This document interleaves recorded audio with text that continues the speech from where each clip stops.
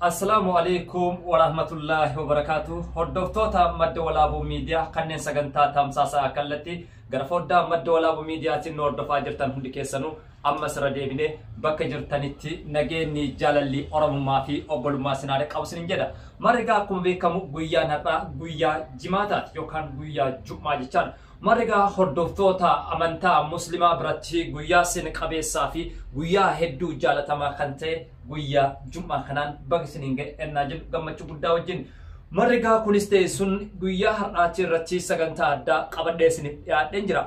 Dhimmi keenya har'aa kan irratti fuulleffadhu keessaayyuu dhimma sooshaal miidiyaatii fi humna sooshaal miidiyaa irratti armaan dura sagantaalee adda addaa Z Production wajjin ta'uudhaan qeerroo Oromoo fi Oromiyaa wajjin mariilee adda addaa humna miidiyaa kan jiru irratti gama sooshaal miidiyaa dirree TikTok irratti geggeessaa turuun kennan ni yaadatam. Marigaa kanarra dhaabbachuudhaan guyyaa har'aa sagantaa addaa keessaayyuu dhimma humna miidiyaa jedhuu fi akkasuma hawaasa keenya haala fayyadama sooshaal miidiyaa jedhu irratti qophii addaa qabadhee isiniif dhiyaadheen jira. Qophii kanarratti immoo kan isin wajjin turu akkuma jalqabarraa isiniif ibsuuf yaaletti ani obboleessa keessan Falmataa Roorrooti. Hordoftoonni keenya marsaalee sooshaal miidiyaa gara YouTube chaanaalii akkasuma gara TikTok fi gara Facebookaatiin hordofaa jirtan hundi keessanuu ammas irra deebinee galatoomaa isiniin jenna. Eeyyangaa dhalli namaa gaafa addunyaa kanatti dhufu waan lama dalaguudha. Inni tokko seenaa gaarii dalagee du'aa fi addunyaa irratti erga deemeen boodatti dhalootatti faarfamaa seenaan isaa sun bara baratti yaadatamaa gumaachi addunyaa kanarratti hafa. Inni kun immoo faallaa kanaatiin seenaa dabaa dalaguudhaan namaa fi lafaanis qeeqamaa yookaan abaaramaatiin addunyaa kanarra deema. Marigaa dhaloota seenaa gaarii dalagee addunyaa kanarratti waan gaarii dalagee akka taanuu fi hundi keenya ammumarraa waan gaarii dalaguun hojiilee assaayimentii gurguddaan eeggatan keessaa isaan jajjaboo waan taateef amma dandeenyee fi hanga dandeenyeen kallattii kamiinuu dhimma walooma keenyaa irratti dhimma seenaa keenyaa irratti haa hojjennu isiniin jechuun barbaada. Marigaa kunis ta'e sun keessaayyuu sagantaa kiyyaadhaa irratti kan hin fuulleffadhu keessaa taatee guyyaa kaleessaa obboleessa keenya irratti dhaabbachuudhaan gara sooshaal miidiyaatiin hawaasni keenya kallattiilee adda addaatiin gadda isaa ibsachaa jira. Sirna dhaabbachuudhaan akka MWT yookaan madda walaabuu miidiyaatti qophii addaa qabadhee isiniif dhiyaadheen jira.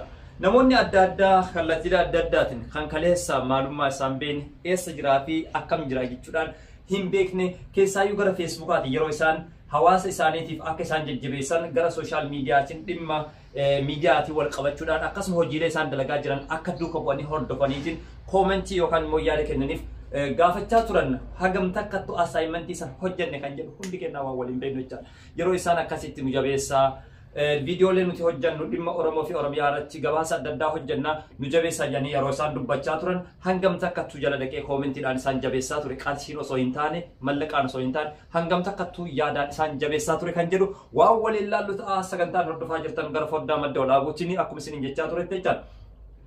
Tokkoffaa soora abdataarraa maal barattan kan jedhudha.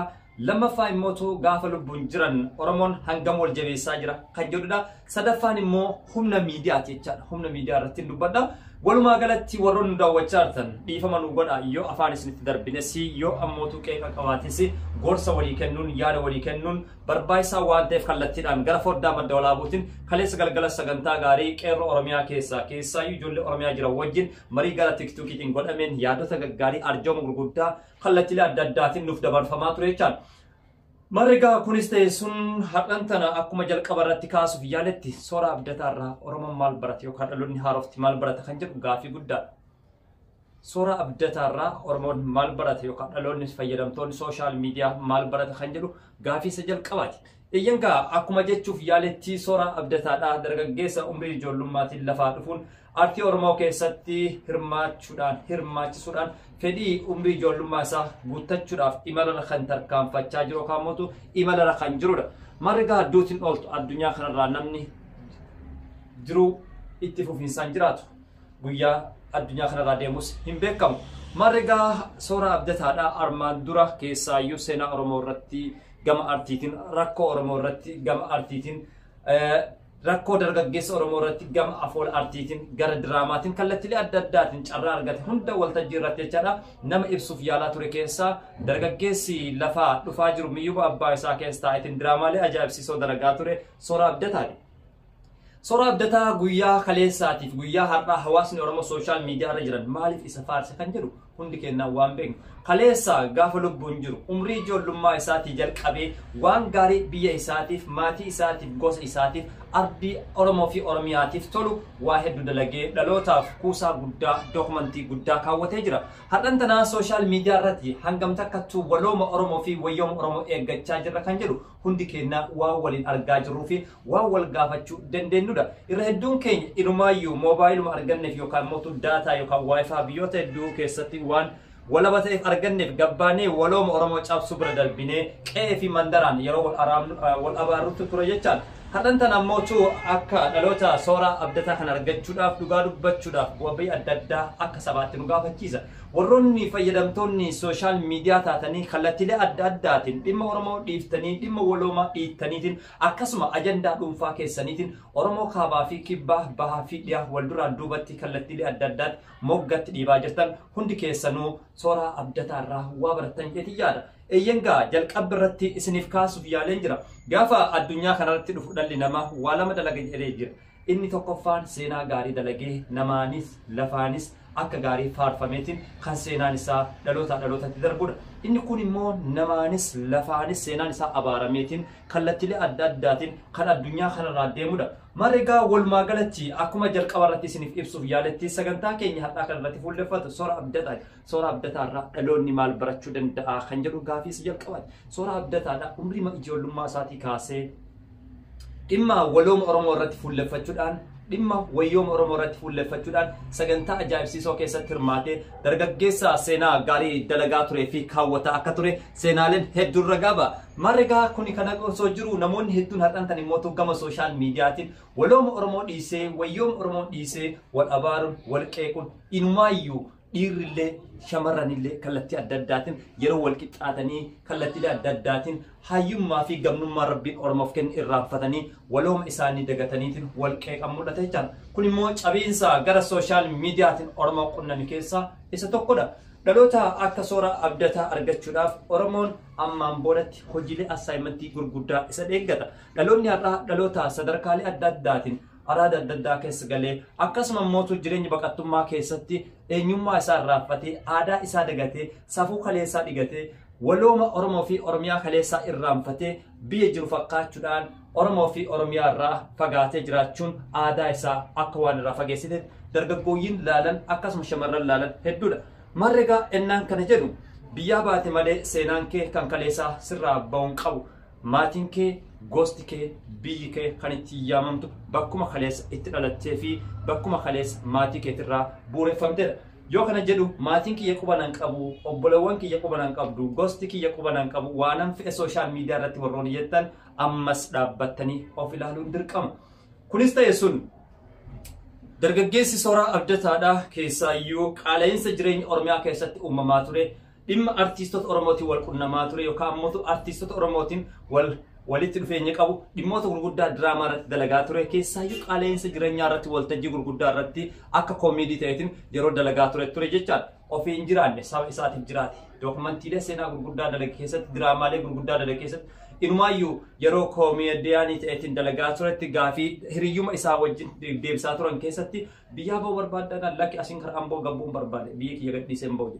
Dargaggeessa hedduun har'an tana qabxii 4 straight osoo qabu injiinaringii osoo baratee jiru kompiitar saayinsii baratee osoo jiru pilaampingii baratee osoo jiru elektirikaal instaaleeshinii baratee osoo jiru yookaan kara Liibiyaatiin yookaan kara Suudaanii yookaan kara Keeniyaatiin biyyarraa ba'u dirqama.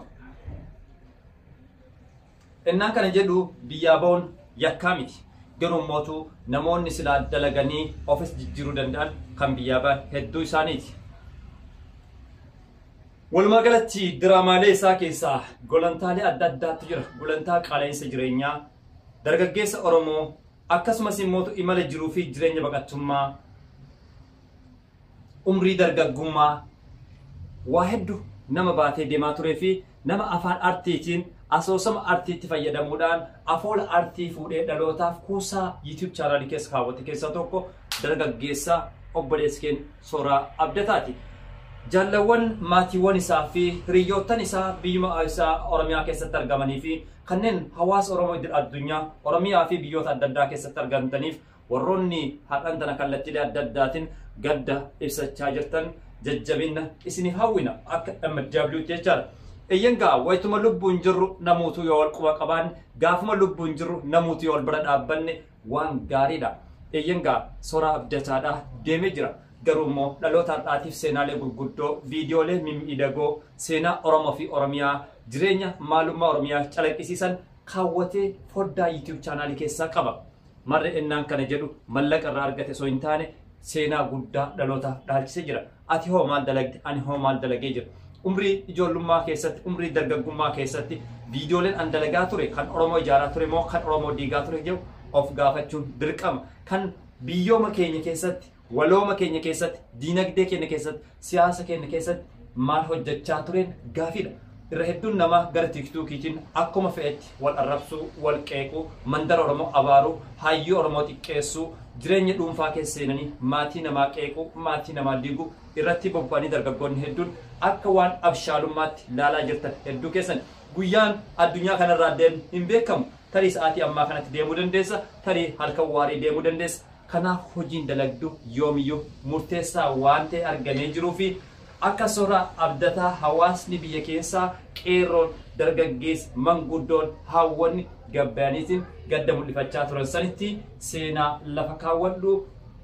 Iccitiin guddaan Abdataan qabu abbaa qabeenyaa ta'e osoo hin taane, piroofeesara ta'e osoo hin taane, dooktora ta'e osoo hin taane, abbaa qabeenyaa ta'e osoo hin taane, yookaan immoo bulchaa yookaan kaabinee ta'e osoo hin taane Soraa Abdataadha. Iccitiin guddaan hawaasni Oromoo addunyaarra jiran ittiin jaalate keessaa tokko jiraate Soraa Abdataadha. Kaleessa wayita umriin jirutti umrii isaa xiqqishuu sanitti, umrii ijoollummaa isaa sanitti, umrii reefii collee lafaa dhufaa jiru sanitti waan gaarii saba isaatiif dalage, waan gaarii saba isaatiif hojjete onnee dargaggoota ilmaan Oromoo kan biyyaa fi biyya alaa jiran hedduu keessatti warroonni kaleessa isa hin beekne, warroonni kalee isa irraanfatan, warroonni hadha baagiraawundi irra kaawwatan kaleessa wayita inni lubbuun jiru nu jajjabeessaa koomentii nu kennaa heloo nu jechuutiin nu gargaara nu jabeessaa isiniin eessa jirtan kan jedhus assaayimentii guddaadha jechaadha. Kaleessa gara social miidiyaatiin inumaa YouTube dhiisaa gara social miidiyaa Facebookaatiin ijoolleen kun dookumentii adda addaa dalaganii hawaasni Oromoo YouTube chaanaalii isaanii viidiyoo isaanii akka jabeessanii fi namoonni dandeettii diraamaa qaban barreessanii akka isaanii kennaniif gaafachaa turan jechaadha. Garuu immootu har'an tana saniin faallaa ta'eetiin namoonni hedduun baagiraawundi irra kaawwatee TikTok irratti waa'ee isaa irraa dubbata jechaadha. Kaleessa gaafa inni lubbuun jiru eessa jiraan gaafii guddaa osoo ta'eeti gaariidha natti fakkaata. Wayituma lubbuun jiru wal haa jabeeffannu, gaafuma lubbuun jiru wal bira haa dhaabbannu kan jedhu namoonni hedduunis dabarsaa turan jechaadha. Dhuguma dubbachuu fi Soraa Abdataadha lubbuun darbuun isaa Oromoota addunyaa jiran hedduu gaddisiisee jira. Ijoollee lafaa dhufaa jirtudha. Ijoollee umrii ijoollummaatiin karaa irraa maqedha. Kanaaf Oromoonis ta'e namni namummaa isaatiin hin gaddine tokkollee hin jiru jechaadha. Namoonni garigariin fuutanii siyaasa galchuu dandeessan, namoonni garigariin fuutanii dhimma dhuunfaa isaatti galchuu dandeessan. Soraa Abdataa deemee jira, hin deemu. Hojiilee gaggaarii inni dalage, hojiilee eenyummaa Oromoo calanqisiisan, maalummaa Oromoo calanqisiisan, qaala'insa jireenyaa Oromiyaa keessa jiran kan calanqisiisan viidiyoolee ajaa'ibsiisoo dalagaa ture. Kanaaf uummanni Oromoo biyya keessaa sirriitti waan isa beekanii fi gadda haala ajaa'ibsiisaatiin agarsiifachaa turan. Agartuu artii Oromoo lafaa dhufaa jiru kan karatti kufe, kan karatti cite Soraa Abdataa akka ta'e Oromoon irratti waliigaleetiin gadda gurguddaa ammanan jedhamneen calanqisiifachaa ture jechaadha. Kanaaf hawaasni Oromoo kallattilee adda addaatiin addunyaa kanarra jirtan bakka jirtanitti yeroo qabdanitti walooma Oromoo fi wayyooma Oromoo irratti yoo dalagdan kireeditiin isin qabdan hawaasi keessan biratti erga lubbuun darbitanis seenaa jabaa lafaa qabdan dhugaa hojjechaa turtan, sabaaf hojjechaa turtan, waloomaaf hojjetaa turtan, wayyooma Oromootiif hojjechaa turtan waan taateef hawaasa Oromoo biraa kireeditii guddaa qabdan.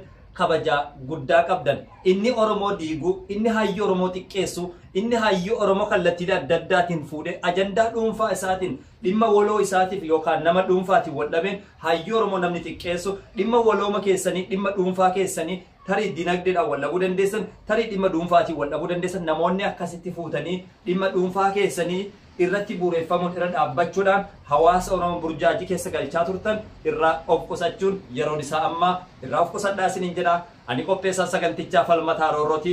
Waan nu dhageeffattaniif galatoomaa, waan darbeef nuuf kolchaa isiniin jecha asumaan nagaa koo isinittiin dhaammadha.